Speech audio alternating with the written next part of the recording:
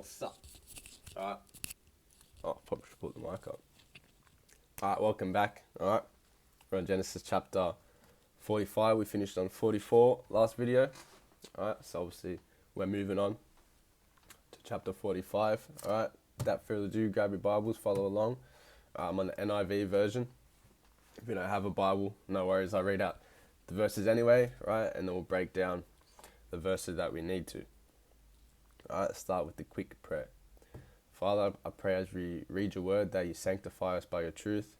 Your word is the almighty truth. I pray this in Jesus' name. Amen. Alrighty, Genesis chapter 45, verse 1. Then Joseph could no longer control himself before all his attendants, and he cried out, "Have everyone leave my presence." So there was no one with Joseph when he made himself known to his brothers. And he wept so loudly that the Egyptians heard him, and Pharaoh's household heard about it. Joseph said to his brothers, "I am Joseph. Is my father still living?" But his brothers were not able to answer him because they were terrified at his presence. Then Joseph said to his brothers, "Come close to me." When they had done so, he said, "I am your brother Joseph, the one you sold into Egypt. And now do not be distressed, and do not be angry with yourselves for selling me here, because it was to save lives that God sent me ahead of you. For 2 years now there has been famine in the land, and for the next 5 years there will be no plowing and reaping. But God sent me ahead of you to preserve for you a remnant on earth, and to save your lives by a great deliverance. So then, it was not you who sent me here, but God. He made me father to Pharaoh, lord of his entire household, and ruler of all Egypt." Right, so what Joseph does is he sends everyone out, right, and he begins to weep loudly, right, and he reveals himself to his brothers that it's Joseph, right, and they're stunned, right. Joseph, he comforts them, right, explaining that, it was God that sent him ahead, right, to preserve life during the famine, right. Joseph is releasing like 22 years of pain here, right. Joseph cannot restrain himself any longer, right. The testing is over, right, and now he's beginning to, reconciliation now begins, right. Those words that he said, right, "I am Joseph," those words must have felt like, judgment falling from the sky, right. But instead of revenge, right, they receive grace, right. Joseph doesn't, deny their sin, right. He reframes it under saying it's God's sovereignty, right. You meant it, but God sent me, right. That is like such a mature way of showing faith, right. He does not excuse their evil, right. He still doesn't minimize their guilt and what they did, but he refuses to let their sin, be the final explanation for what it is today, right. So God's providence is way bigger than, human betrayal, right. This is like the highest spiritual perspective, right, we've seen in Genesis so far. Verse 9. "Now hurry back to my father and say to him, 'This is what your son Joseph says. God has made me the Lord of all Egypt. Come down to me, don't delay. You shall live in the region of Goshen and be near me. You, your children and grandchildren, your flocks and herds, and all you have. I'll provide for you there, because 5 years of famine are still to come. Otherwise, you and your household and all who belong to you will become destitute. You can see for yourselves, and so can my brother Benjamin, that it is really I who am speaking to you. Tell my father about all the honor accorded to me in Egypt, and about everything you have seen, and bring my father down here quickly.' Then he threw his arms around his brother Benjamin and wept, and Benjamin embraced him, weeping, and he kissed all his brothers and wept over them. Afterward, his brothers talked with him." Right, so Joseph tells them to bring Jacob, right, and move to Egypt, right. He promises provision in the city Goshen, right. He embraces Benjamin, right, and then all his brothers, right? And they talk freely for the first time. Right, notice how quick Joseph starts to move now, right? Joseph moves quickly, right? Same way as grace moves quickly, right? There's no probation period, no emotional, manipulation. Joseph doesn't say to him, "No, like you got to earn it back now," right? He simply provides for those who harmed him in the first place. Right, this is enemy love, right, lived out before the law was written. Right, and notice how after all the weeping, right, they talk. Right, silence is now broken. Right, this sense of shame, right, it loosens, and fear in the brothers and Joseph now fades. Right, so forgiveness, restores relationship. Right, that is why we're called to forgive one another. Verse 16. When the news reached Pharaoh's place that Joseph's brother had come, Pharaoh and all his officials were pleased. Pharaoh said to Joseph, "Tell your brothers, do this, load your animals and return to the land of Canaan, and bring your father and your families back to me. I will give you the best of the land of Egypt, and you can enjoy the fat of the land." You are also directed to tell them, "Do this, take some carts from Egypt for your children and your wives, and get your father and come. Never mind about your belongings, because the best of all Egypt will be yours." So the sons of Israel did this. Joseph gave them carts as Pharaoh had commanded, and he also gave them provisions for their journey.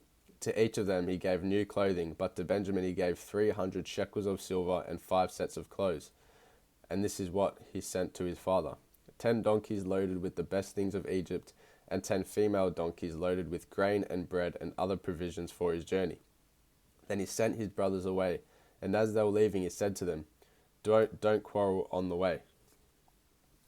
Right, so Pharaoh welcomes the plan and offers the best of Egypt. Right, Joseph sends gifts, extra garments to Benjamin, and instructs his brothers not to quarrel on the journey home. Right, God's favor spills, outward. Joseph's righteousness, just blessing even his family's future. Right, and the Pharaoh, right, is being very generous. Right, Pharaoh's generosity confirms that this reconciliation is not fragile. It's really protected. And Joseph warns them, right, do not quarrel on the way, right, because he knows their history. Right, so guilt can turn into, blame shifting, right, and then the blame shifting will turn into an argument.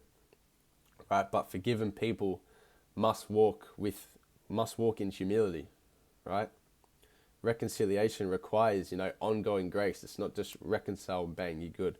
Right, it requires ongoing grace. Right, we see so many times people reconcile for something, but they still hold it in their hearts. Right, no, it requires ongoing grace. Verse 25. So they went up out of Egypt and came to their father Jacob in the land of Canaan. They told him, "Joseph is still alive. In fact, he is ruler of all Egypt." Jacob was stunned. He did not believe them.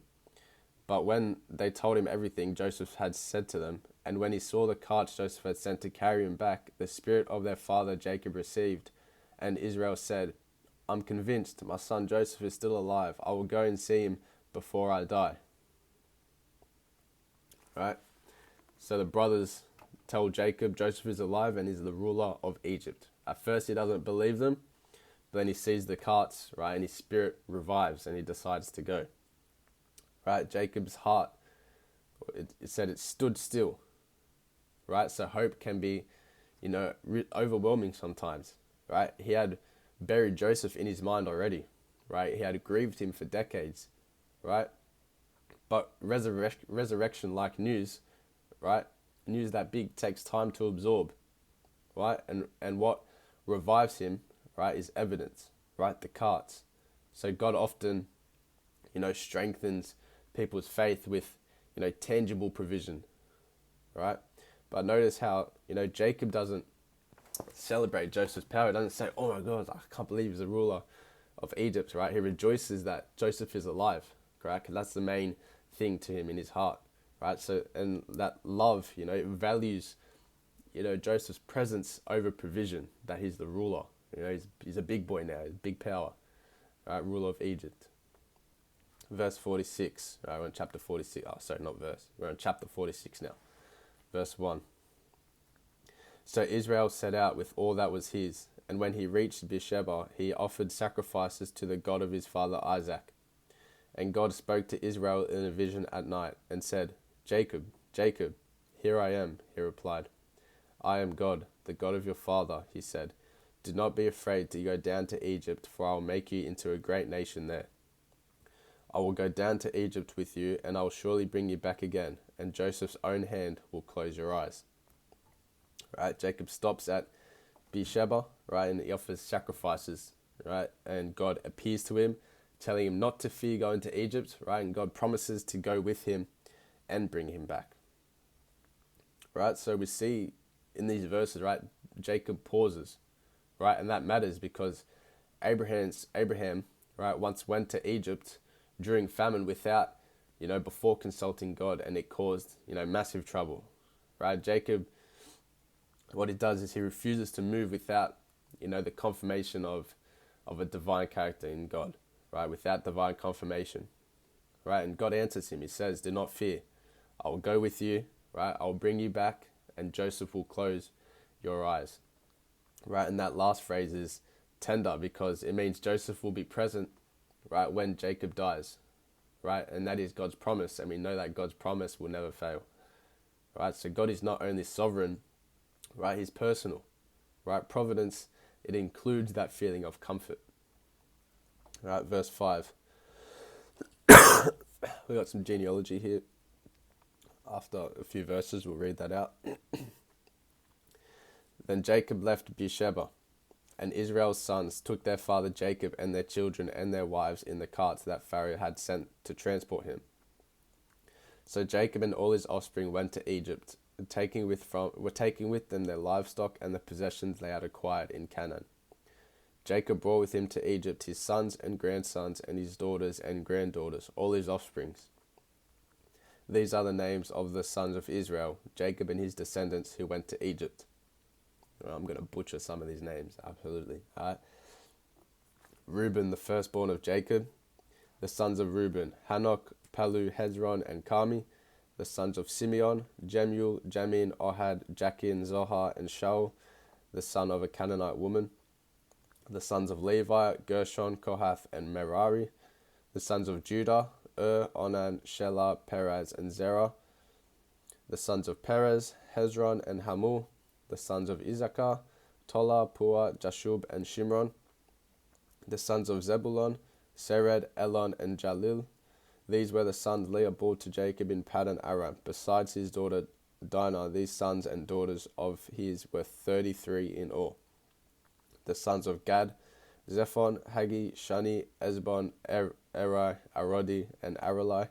The sons of Asher: Imnah, Ishva, Ishvi, and Beriah. Their sister was Sarah. The sons of Beriah: Heber and Machil. These were the children born to Jacob by Zilpah, whom Laban had given to his daughter Leah, 16 in all. The sons of Jacob's wife Rachel: Joseph and Benjamin. In Egypt, Manasseh and Ephraim were born to Joseph by Asnath, daughter of Potipharah, priest of On. The sons of Benjamin: Bela, Becher, Ashbel, Gera, Naaman, Ehi, Rosh, Muppin, Huppin, and Ard. These were the sons of Rachel who were born to Jacob, 14 in all. The son of Dan: Hashim. The sons of Naphtali: Jazil, Gani, Jezer, and Shilem. These were the sons born to Jacob by Bilhah, whom Laban had given to his daughter Rachel, 7 in all. All those who went to Egypt with Jacob, those who were his direct descendants, not counting his sons' wives, numbered 66 persons. With the 2 sons who had been born to Joseph in Egypt, the member of Jacob's family which went to Egypt were 70 in all. Right, so Jacob and his entire household moved to Egypt. Right, 70 people in total go down. Right, 70 people, that's small, it is fragile, and it's insignificant by, world standards. But this is the seed of a nation, right? Egypt becomes their refuge, right? Their incubator, and eventually, their bondage. But for now, what it is preservation, right? Remember, we're in a famine still. God grows nations in, unlikely places, right? And 200 years later, millions will leave Egypt, right? The move to Egypt is not a detour, right? Simply just preparation, right? And we have seen that theme so much, how God prepares so much before executing something, right? Sometimes what feels like, displacement, right, is just simply divine positioning, right? God positioning yourself in something that feels like, what am I doing here? Why am I here? Right? That is the preparation before the execution. All right, we're going to finish there in chapter 46, verse 27, we got up to. All right, we'll finish the rest of the chapter next video and head into chapter 47. All right, for now, thank you guys for watching, listening, if you made it this far. I pray that God blesses you, protects you, keeps you safe. Hope you have a good rest of your day, week, weekend. All right, see you in the next video.